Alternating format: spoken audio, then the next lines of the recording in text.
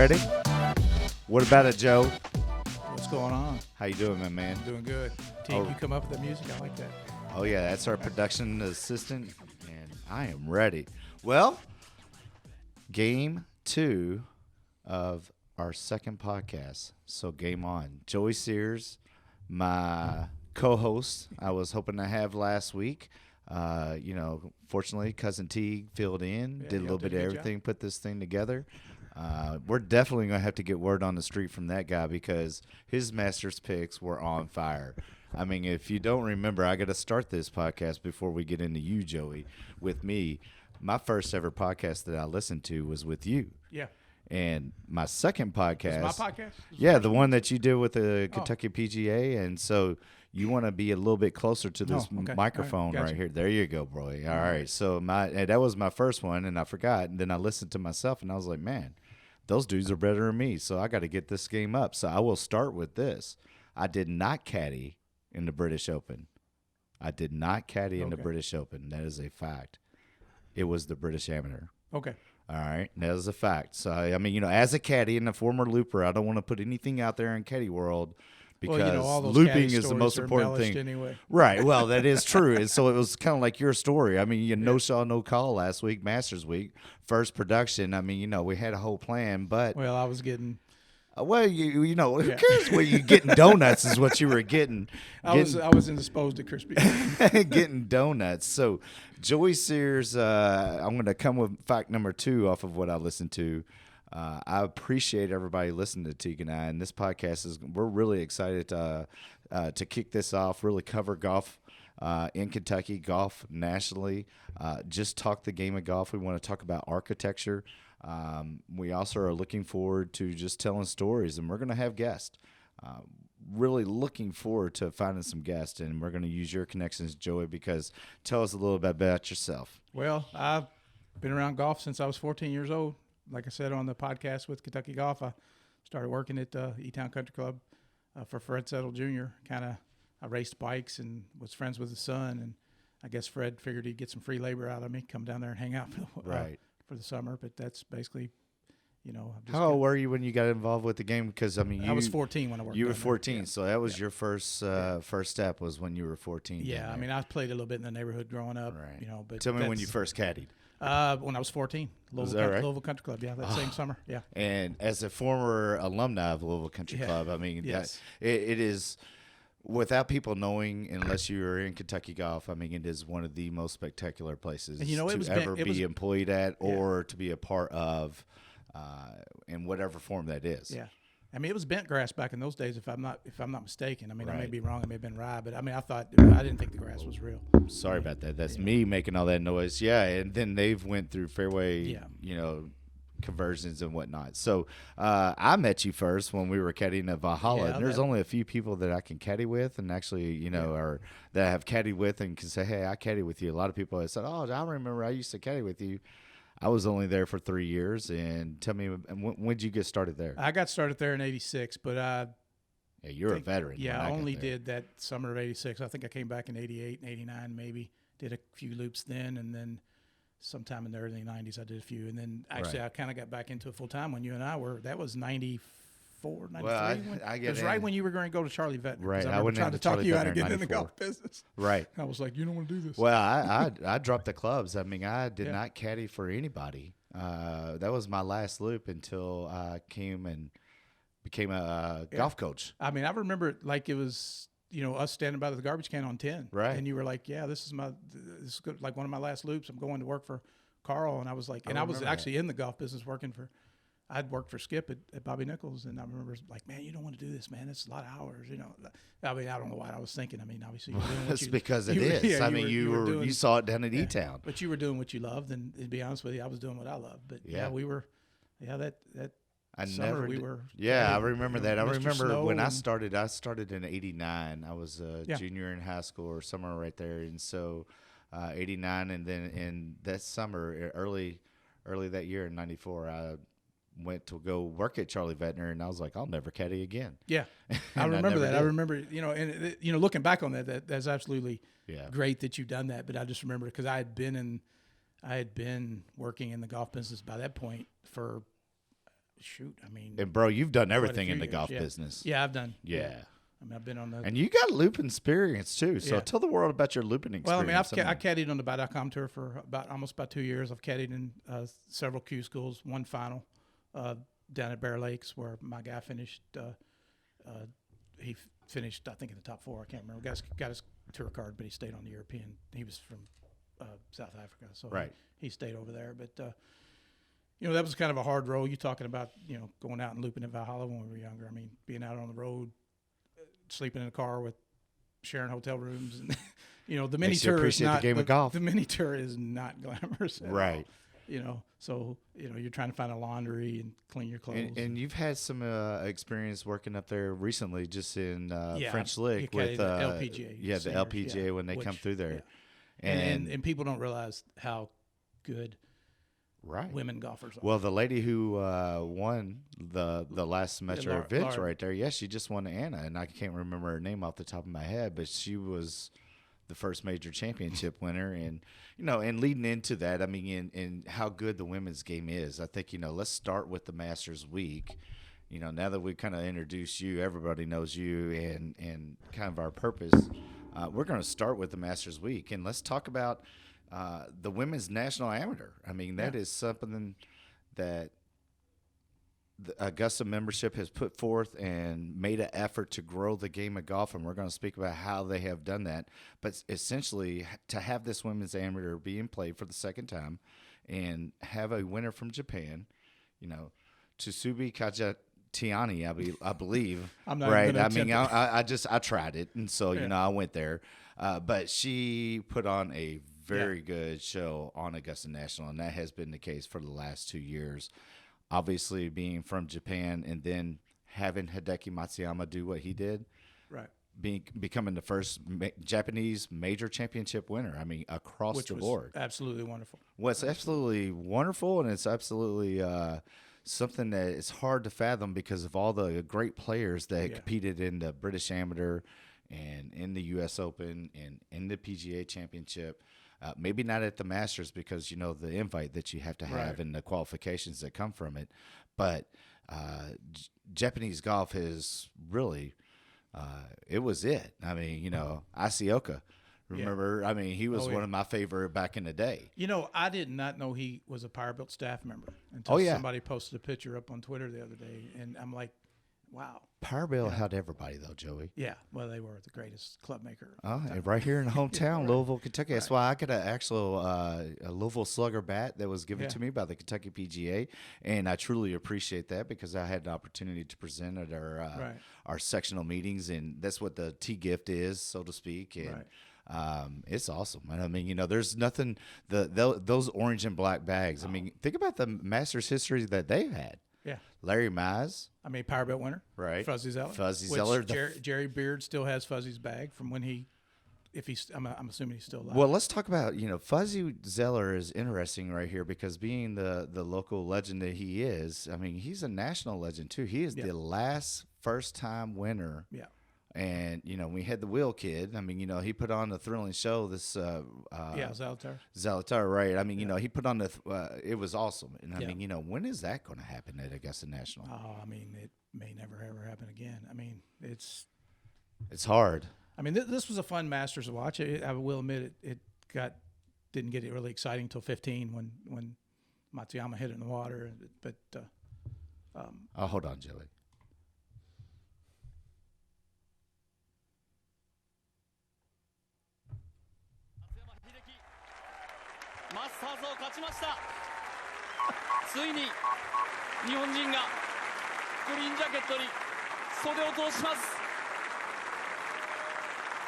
Yes. Now that was exciting during the telecast. Whenever they won, I wanted to hear that when Xander Schauffele's ball went into the water. Yeah. I mean, what would that sound like? I bet you that was a great conversation. It was probably very polite. I should have watched that on that with that. That would have been a lot more fun to watch. That's right. It was, and it was probably on somewhere you could probably see that. Did you see where the Japanese press, they put down his age, his height, and his blood type? No. Yeah, you didn't see that? No. It was like I guess they just get so into it over there, when they're. But the Japanese sports press, they knew everything. Yeah, I mean, it's like shoe size. Well, it was a fantastic game of golf and what he displayed. I mean, obviously they had the weather break, and I mean, and there was a lot of things that were coming out. The one thing that I took away from it is that Augusta is the greatest short course in the world. Oh.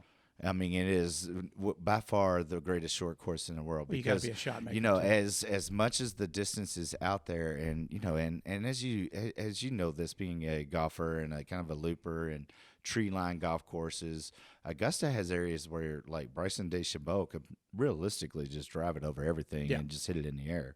And there's a lot of those areas because the rough is like that.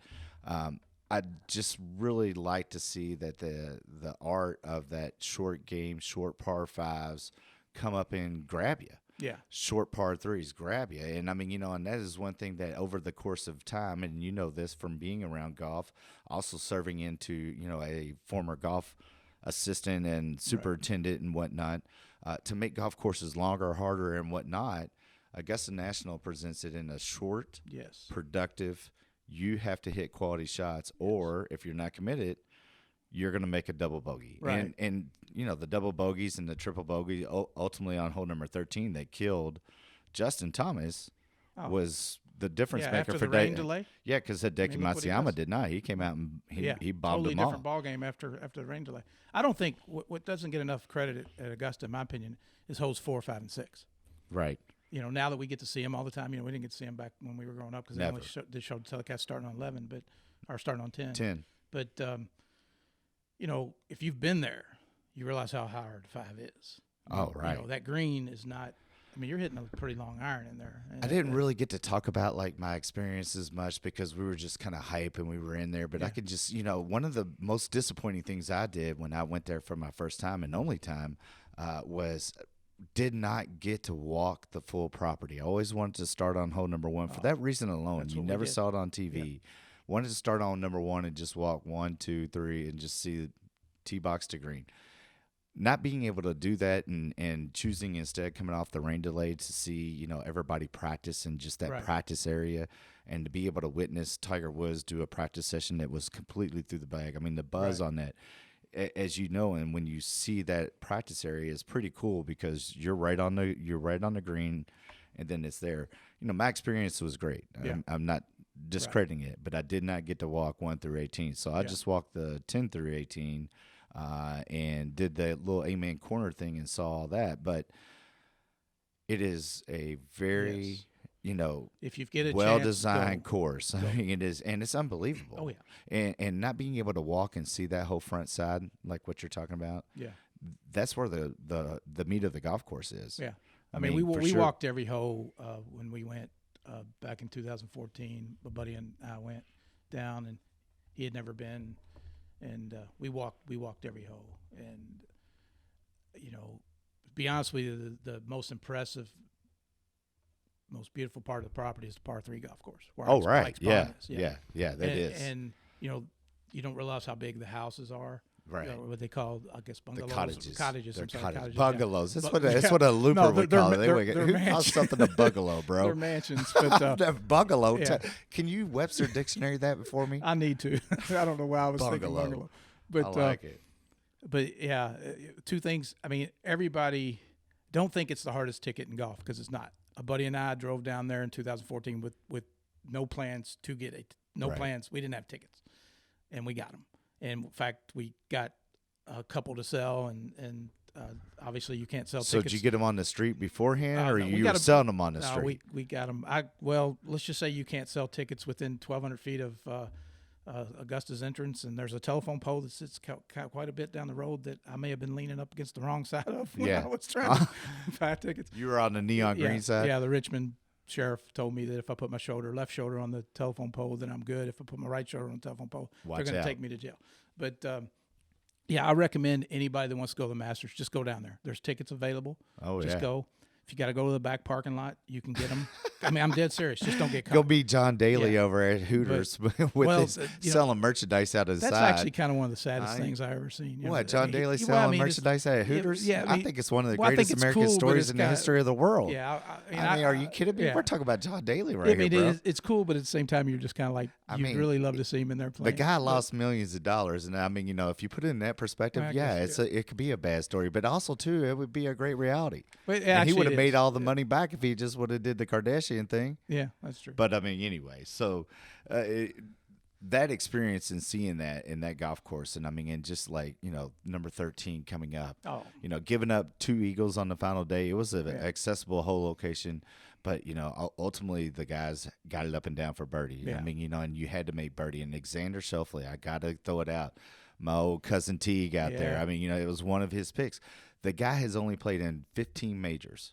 He's played in 15 majors. He's been in the top 10 10 times. That was a great 10 times. Are you kidding me? And I mean, and what he played on that back 9 and the pressure that he put on and the mistake that Hideki made. I mean, as I'm watching it and fold out, there is no reason with that whole location on 15 that he needs to hit a shot over the green right there. No. He could simply just lay up, put it in there, make par. But, what was he, like 179? No, that was a 205 shot. Was it? Okay, I mean, he's on top of the hill.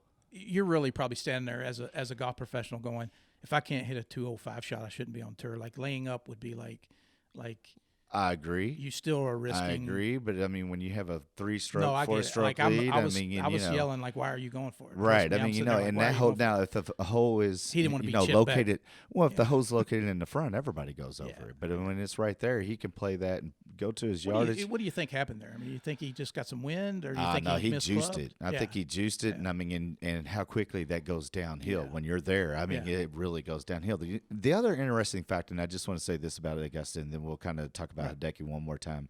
A lot of the areas where all the patrons walk is all kind of that sports turf. Yes. And I was just telling somebody about that. It is really unique, and I mean, because you have it on there, and then obviously you're walking down to the hill to the big scoreboard and all that. So as pretty as it is, and that's what's great about that place is that I even have put that green sand down. Yeah, and then that sports turf type and to this point, I mean, having you here, I mean, Augusta's everything is great about golf course maintenance and what a golf course ought to look like, and it's everything that is terrible about how the golf clubs industry has moved forward. As a superintendent, you are like, or anybody that's in that business they hate Augusta because everybody expects your golf course to look like. Nobody. It's a big love-hate. Like that. Yeah, and the first thing that when you walk in the gates, TV doesn't do it justice. Obviously. Oh no, sir. How hilly it is obviously doesn't do it justice. But you really feel like you were walking on AstroTurf. It sounds like it. You could hear it without the patrons. You could actually hear it on the microphones when the guys were walking. It's got that noise. But yeah, that place is. It's pretty. I recommend if you're ever planning on going to Augusta, don't wait for tickets. Don't wait to win the lottery. Just get in your car, make you a hotel reservation somewhere in Columbia. It happen. In Columbia, it's only 75 miles away. Hotels are not expensive. Sleep in your car. I don't care. Yeah. Drive down there. Make it happen. And take you about $600 or $700. I agree.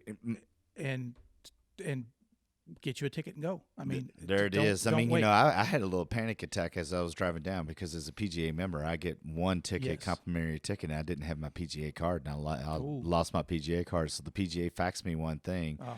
The ladies down there at the will call that right when you're walking in, what you're talking about.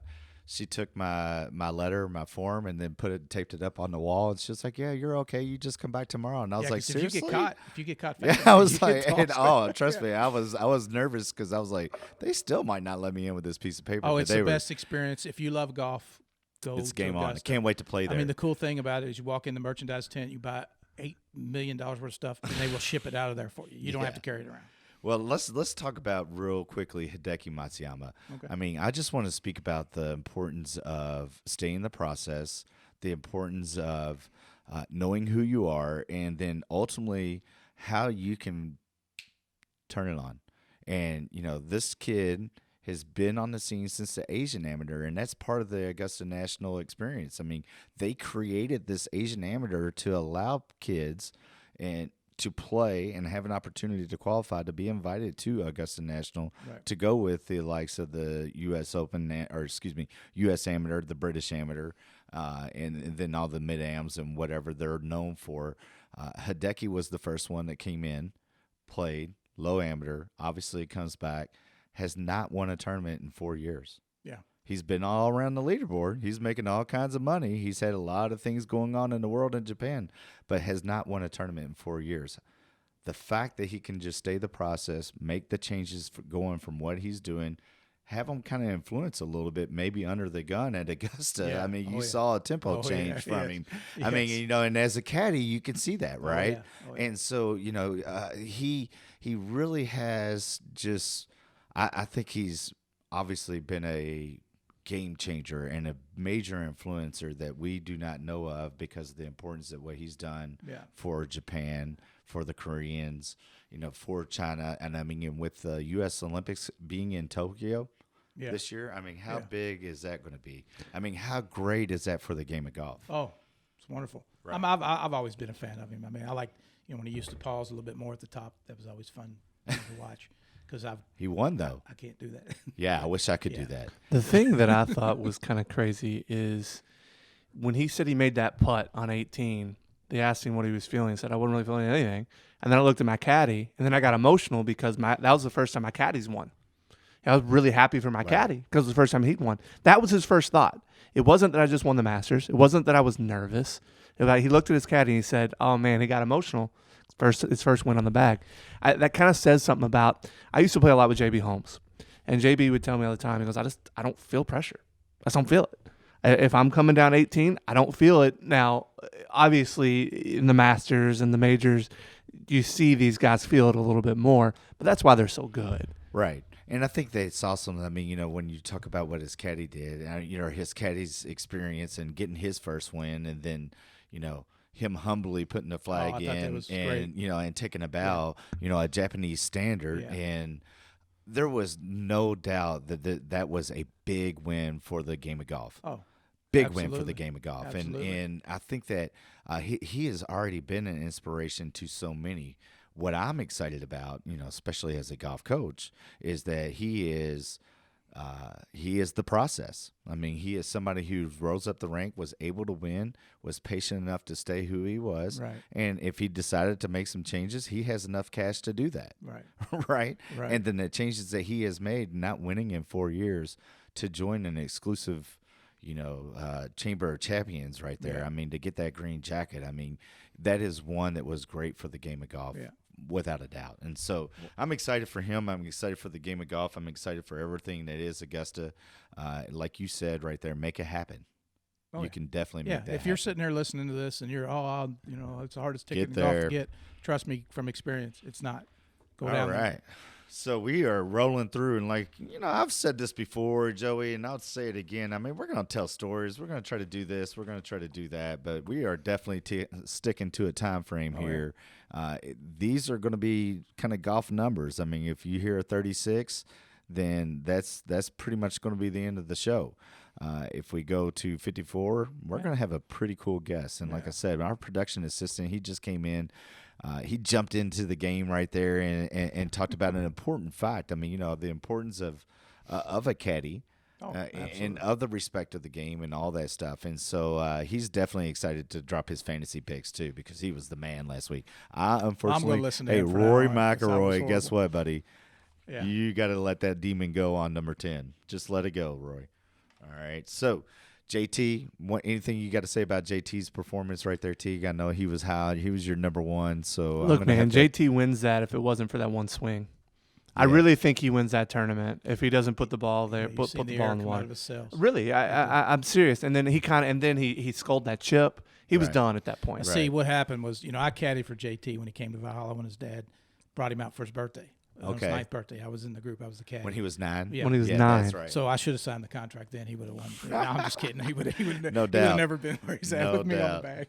But He, I you know, you could just tell he just was putting pressure on himself. He's gonna when win when he that missed thing. when he missed that putt on, was it 12, did he? No, he birdied 12, or did he miss that putt? Well, one of the things, I mean, it goes to Augustine. I mean, it really is the importance of being able to know the golf course, being under the gun. Xander Schauffele, Teague, I mean, going back to him, how he handled himself after he hit it into 16. Now, let me ask you about that shot on 16. Yeah. He said he hit it solid. I know he did. But do you think he hit it fat? Look at the size of that divot.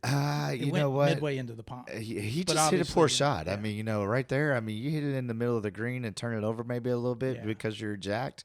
And that ball's going to be on the left or it's going to be on the middle of the green. And then So you he think it puts was the more of pressure just back the line in. it took?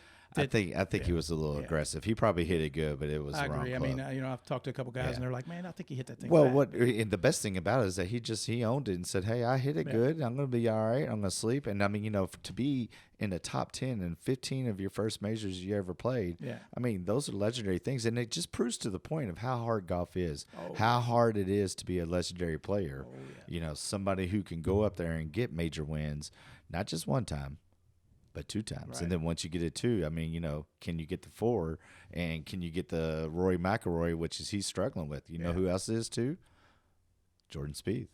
Yeah. So, I mean, he played fantastic, though, and it's great to have him back in the game because that's going to make. I think he just needs to get out of his own head. Well, he's I think out. he needs to I fire think his he's out. caddy. Oh, shoot. His caddy shaved, so I like that. All Hey, right, Joey, so, he can't fire his caddy. Who's he going to yell at then? I mean, he's got to have somebody that can take that beating constantly. You brought that up in the last podcast Right. about a caddy relationship, and like, why would you take that? Actually, that's just their relationship. Did you ever have any of those? We're going to have to share some caddy and golf pro stories. I mean, while we're just. Was it ever your fault? Oh, yeah. It's always my fault. Definitely. All right. I don't care how it was always the caddy's fault. That's right. Lee Westwood said, when it gets the swing, it's the swing coach's fault. When it hit a bad shot, it's the caddy's fault. What would Ted Strange say? He would tip me $150 and then take me out for a bottle of whiskey. Ted Strange, the man.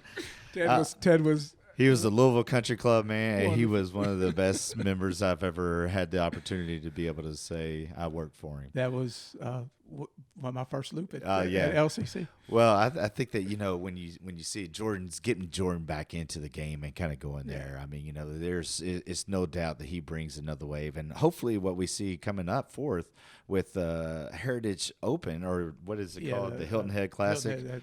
Used to be the RBC tartan jacket, the it's called, RBC, yes. So that means Dustin Johnson's playing if it's an RBC. Yeah, he has to. Yeah, he said he wasn't going to in the press conference. There then he is turned no around and laughed and said he RBC had to, cancellation, sir. But I'm not a fan of that golf course. Have you ever played it? I have never been to Hilton It's Head. overrated. Oh, it's a fan of Pete Dye golf course. It's hard to hear you say that, Joe. It's a Pete Dye Jack Nicklaus collaboration. Now it is the smallest greens on the PGA Tour. Just not a fan of it. It's a shotmaker's course. Is that why you can't hit that big old country hook? I have a caddy slice. Joey has a. I have a caddy slice. Joey has. I have a boomerang. Yeah, it is an Australian hook. It definitely is. I mean, when you have an Australian hook. Hey, listen, I once took a guy out on number 7 at Old Capitol. The guy was on number 8. Whatever the par 5 is. There's a par 3 left. I hit a guy in the butt 2 years ago. That was on a green that was dead left to me. Oh, you just took him out. Almost took your ankle out when doing it. I took him That's out. Like good. it was. That's an Australian hook. Yeah, now you know. was- But that golf course, obviously you played it. I mean, what do you not like about that?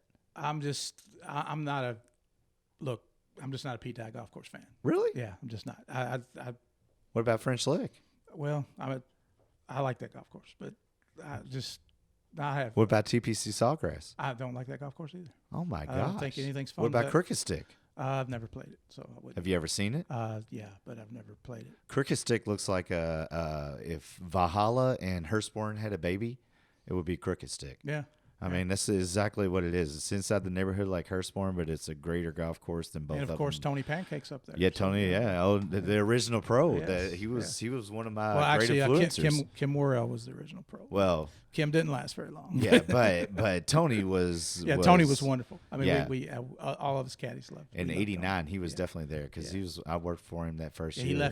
he left right before the. I was like, 96 you know what? I tournament, want to be right? Tony Pancake. Yeah. So But no, we I are. just I'm not knocking Pete Dye by Yeah. any means. I just definitely. I mean, I'm a fan of some of his golf courses, not a fan of some of them. I just thought Hilton Head. I just didn't think it was. Well, I know it's a famous golf course because coming off the Masters, it's always been a relaxer. Maybe he just doesn't build golf courses where you can hook it. Oh, Maybe that's well, why I he don't doesn't. like it. He doesn't. Or No. slice it, too. Yeah. He builds golf courses that you have to hit great shots. And this is one of the golf courses on the PGA Tour that is a classic links. Yeah. Being seaside, being a shot maker's course, I mean, it's really near like 7,000 yards, maybe 7,200 at the most. Is it really that long? It Okay, is yeah, I was gonna not say it long wasn't by long. I don't today's remember it being standards. long. And even then, I mean, they have put that yardage on there, and there's not much more yardage that they can go from what Yeah. I've been told. I think they're landlocked. But on it is, that. it's gonna be a great week this week because there's quite a few players that are playing well coming off the Masters. There's going to be some that always compete well in South Carolina, like a Dustin Johnson. I mean, who's home from South Carolina, like Webb Simpson, who's a defending champion. So you have these guys that know how to play golf courses like this. I mean, you look at who's playing well and kind of going forward. If you're keeping on the fantasy. We're going to talk to Cousin T because, I mean, he is definitely going to come in from the block. But, I mean, you have to look at the guys who are in the top 10 that are ready to win just off the experience that they had. You got to look at the guys that are playing well right there. I think Willie Z is going to play great this week. I think he's going to take his opportunity to try to make his way onto the PGA Tour with a final round like Tony. They kept on talking about Tony Romo and turn your phone off. I think this kid will hit great shots this week there. But you got to be a shot maker here. Yeah, you do. I mean, it's tight. I mean, there's no doubt about it. It's a tough golf course. Definitely not knocking it. I just wasn't a fan of it when I played it. But that probably had to do with how I was hitting it. But, well, 18 is a classic hole, though. I mean, that would be fun to play. Yeah. I mean, it just looks like it's a golf course that if there's no weather conditions, they will go low if the weather is kind of iffy, which, I mean, they're still playing early in the spring on that parallel. Yeah. You never know what's going to happen because they're essentially just like playing in Louisville, Kentucky, except for they're on the ocean, really. Much, I mean, it's almost a due drive east to the beach from where we're sitting right now. But it'll be interesting to see, the players that are there, that are in the top 10, how they perform. Obviously, like a guy like I'm going to drop a name for all the fantasy listeners. You ready for this? 2 names I'm picking this week. I'm always going to start my picks too with the European, by the way. Justin Rose? Huh? No. Oh, yes. Thank you. I appreciate you reminding me. My forever major pick on Facebook Lives and Instagram, everything I've ever done in picking a player has always been Justin Rose I like Justin Rose. Don't pick him this week, and I missed a cut with all my players and Cousin Teague. He was on fire, but I am going to throw out a Euro that played well and plays this type of golf course because he's played well here before. Ian Poulter, top 25 pick. I mean, he's coming off the Masters. Yeah, it's hard. It's hard not to like Ian Poulter until the Ryder Cup. Yeah. I mean, and in the Ryder Cup, he's public enemy number 1. I like the way the guy plays. I like the way in the Ryder Cup, I hate it. Well, I mean, I'm a hater when the line's in the sand. I'm a professional right there.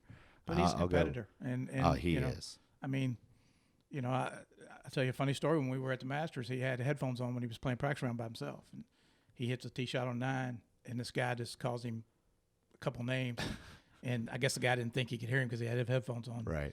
Ian turns around and just calls him like. Just says, hey, mate. Yeah, it was pretty funny. Hey, mate. He didn't quite say it like that. But right. Was, oh, that is. I certainly think he's going to play well. Then my American pick right off this, Matt Kuchar. Oh yeah, Cooch is going to play well. He played well down in Texas. I don't know about you, Tig, but I don't like watching Matt swing. That's close to home, though. I'm just telling you. Yeah. All right. If I saw Matt Kuchar, I would punch him in his knee. The guy, I played with him twice in college. Matt, he is an absolute jerk. The guy's the worst, absolute worst to play with. His smile is so fake. It's. I've been telling people this for years, and it finally came out. Wow, you got to watch out. This is a podcast. This is live. That's bro. okay, man. That's all right. This is live. I had some instances. I'm trying to get endorsements here. Man, Matt Skechers is sponsoring us. I tell you, they're not sponsoring us. They are the most comfortable shoes. And I mean, his tipping process, though, I don't. Well, do y'all remember? You can say what you want about him. I mean, as a caddy, what happened down in Mexico or Puerto Rico, wherever he was, he still can. I just don't like watching. Dude's a jerk. I don't. He's going to play well this week. Just for you too. Come on, Cooch. No, I can't go for that. All right. So you ready for the real picks? Yeah, let's hear. hear it. Let's All hear right. some. So listen, and I gotta give my dad and my uncle some credit here because this is where all my knowledge comes from. It's not me. Yeah. They're professional golf gamblers, so they know what they're talking All about. right, there we percentage go. they get I of mean, this? that's what we want. That's why you're cousin T. So look, I'm gonna go with two guys that did not play the Masters. Charlie Hoffman. He finished second in That's a good pick. Texas. That's a Played good pick. well. I like All that. right, he played super well. I think Charlie 66 Hoffman's going to on the have final round. I think he's going to have a good week. Here's another one. You're going to think I'm crazy for this one. Lucas Glover. Oh, there's a name. I mean, there's a name we haven't heard in forever. I mean, since his wife beat him. I mean, That's a good point. She did too. she did. I know. Lucas Glover. He played well in Texas. I think Lucas didn't Glover's even going know to he have a still good around. week. It's two guys to look at. And here's some long shots for you.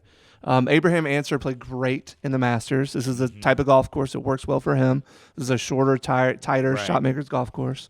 The other one that I think is going to do well, here's another one here's your European pick for you. Robert McIntyre. Oh, I mean, he played well at the Augusta.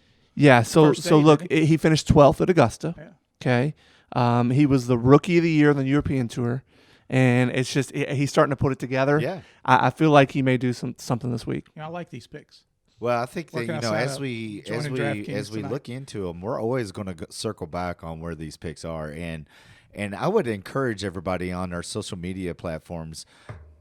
Put your pick out there. Yeah, I like it. Put your pick on our Facebook page. We haven't started our Facebook page. Let me take that Don't back. put it on there. But put it on that Don't have link. one. Well, We're gonna have a Facebook Yeah. page. It's coming. I mean, Right. we're starting, and I'm just gonna let all of our viewers, our YouTube viewers, because you can do it on the YouTube. Yeah. So I think that's where you do it. You put it on the YouTube video. You tell Make a us. You're a comment. production. Look, so director here. So being that there wasn't a Facebook yet, eventually we'll have one when we have enough followers. But right now we're going to use personal pages. But if you want to have comments, have them go on the YouTube link. Oh yeah.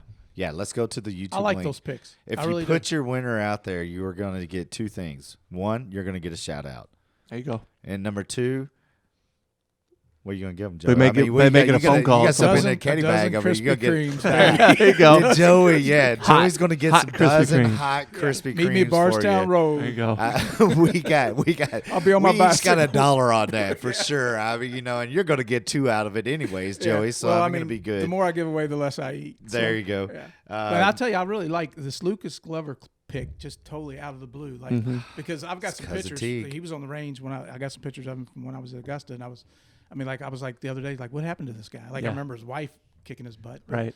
But He's starting to put his back together. I didn't even know he was like, shows you how much I keep up Yeah, on yeah. him. So he had a great week I in like this Texas. He had a Yeah. great tournament in Texas, and I think he's starting his game's back, and we feel like so we had a little bit of inside info here that he has been working on his game extremely hard.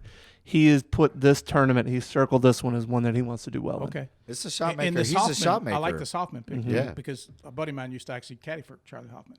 And Dude can You know, play. Well, This guy- Lucas this- Glover's people a don't shot realize this guy maker, can and play. so I mean, the main thing that you have to do here is that you have to hit greens. They're small, Yeah. so those that are up on the stroke gain on the from fairway shots, those are the guys that you want to watch out Yeah. for in the fantasy plays this week. So the main thing that we get out of this is Matt Kuchar's winning. oh, wait a minute, hold on. Cooch. Listen. Hey, so again, one of the things for our podcast, Joey, and what I want to go is that we want to have you visit our YouTube page, Loopers for Life. You see the logo, just look it up. I mean, it's F-O-R-E. And then also our Twitter page, Loopers for Life. Make sure you follow us on those two paragrams. Paragrams? What's a paragraph? What is a paragraph? You got a no, Then you just it's not an change it to Instagram. I know it's not an Instagram or a Facebook because we haven't got an Instagram or a Facebook yet, and we don't have a paragram yet. But we're going to get a diagram. We got a at some- platform. we do have a diagram of the platform that we're going to put this stuff out on, and this is going to be our YouTube page and on Twitter. So follow us, Loopers for Life. Sponsors sponsor us because we have a diagram for that paradox that's going to make sure that we get Josh, you the business. Let's Bump that out, Teague.